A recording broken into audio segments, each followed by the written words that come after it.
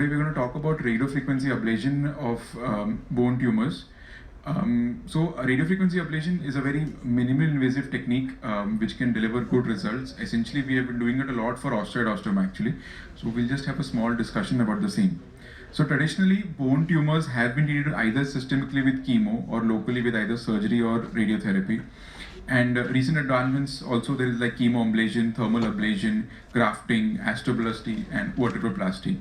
So essentially what we are doing in radiofrequency ablation is that we are doing a thermal ablation.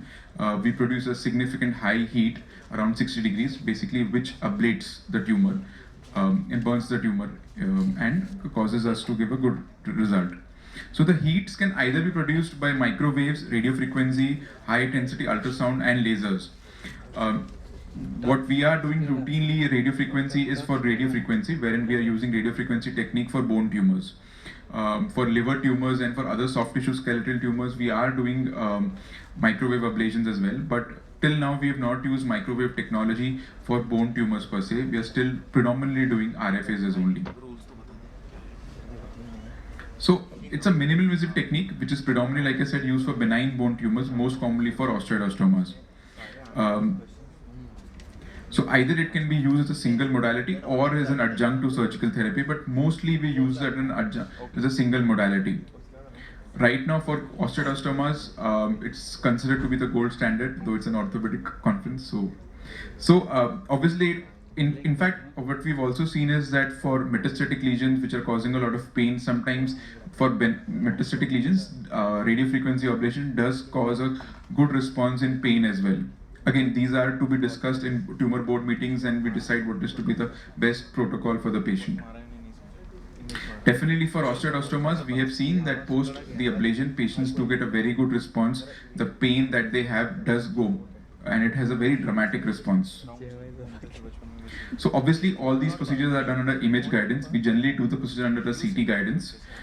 Pre-procedure, we use a CT. Just to exactly be sure that it's an osteoidostoma, we have to be absolutely sure that the cause of the pain is no other. And I think CT, even in spite of MR being available, CT can confirm very well that what we are dealing with is an osteoidostoma.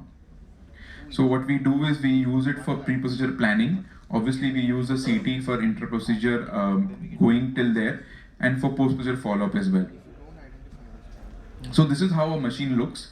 This is an RF generator. The image A is the machine that comes along with it. Whenever we have a case, we call the company guys who come along with the entire machine. Image B shows you the probe. The one in the blue is our biopsy needle that probably you might also be using. So we use it to drill the bone and reach it to the particular spot wherever we want to reach. And on the right side, what you can see, the white color thing, that's the RF probe, which is then used to deliver the heat. The C is the pads that we put on the thighs of the patient, and along with that we put a pillow in between the thighs so that there is good electric, there is no conduction to the patient because of that. And D, how the assembly finally looks. The bone biopsy needle is inside. Through that we have inserted our RF probe, and then it is connected to the RF generator, and that's how we use it to ablate the lesion. So generally we perform the procedure mostly in general anesthesia. The patient lies still, and the other advantage is that when we are ablating, there is a lot of pain that patient has to go through, and this is always stable. So one challenge that we always face is mobilizing the anesthesia trolley and the entire equipment to the CT. A lot of hospitals don't have this facility, so that is one challenge that we face. We have realized that sedation does not work very well because the procedure takes almost 30-45 minutes to 1 hour, taking the patient in and doing the procedure, and often at times in sedation, patient is not very still. He moves his leg, he or she moves his leg, and at times that affects our planning. So we are most comfortable in general anesthesia in doing the procedures. After doing the scanning, we decide which is the most appropriate treatment and how the patient has to lie, either supine, prone, or in a lateral position.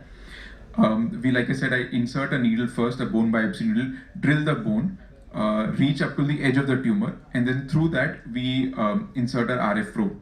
Usually, if you're doing it for osteoidostomas, the lesion is not very big. They're usually around 1 to 2 centimeters, and our tip, the ones that we use, RF probes, I usually have a burning circumference of 1 centimeter. So we try to make sure that we are inside in the center of the tumor, so that a circumference of 1 centimeter around can be ablated. Once we are inside, we start the RF machine. It goes up to, depending upon the protocol, usually it goes to 60 to 90 degrees, and the ablation is performed for a time of 6 minutes. The electrode is taken out, and then just a small dressing is applied to the skin. The patient is generally extubated. These patients usually have a pain for at 1 or day 2 post-procedure, but usually the pain, if the patient gets relieved by the next day morning of the pain they were having for osteoidostoma, then we know that they have been cured from the procedure. Advantages: minimum invasive, definitely improves the pain.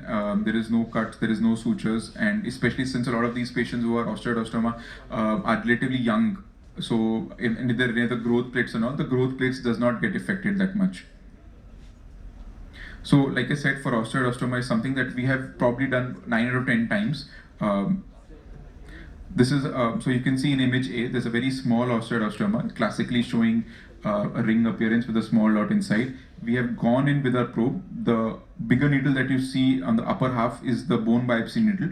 We use it to drill up to the bone, and then as we advance our probe, we draw it back. And then that's our probe in the center of the lesion, and then we use it to ablate the tumor.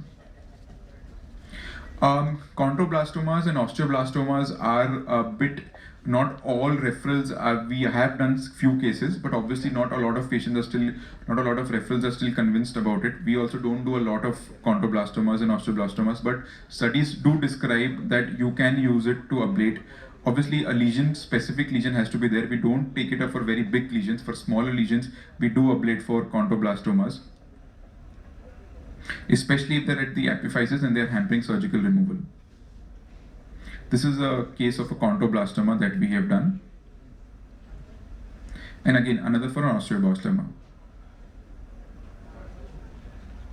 Myeloma in Mets are obviously aggressive lesions, like metastatic lesions. We generally do it only for pain ablation, and like I said, it's generally discussed in a multidisciplinary tumor and decide what is to be the best for the patient.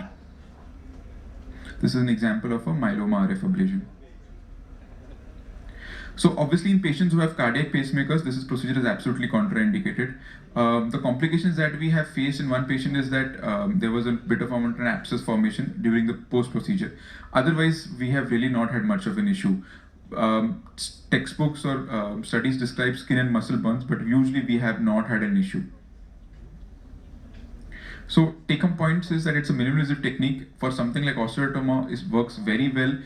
It's very heartening to see these patients the next day follow up. They are just completely cured of their pains. And I think patient selection and an appropriate discussion with the referral is very important, and then we can decide what is to be the best protocol for the patient. Thank you.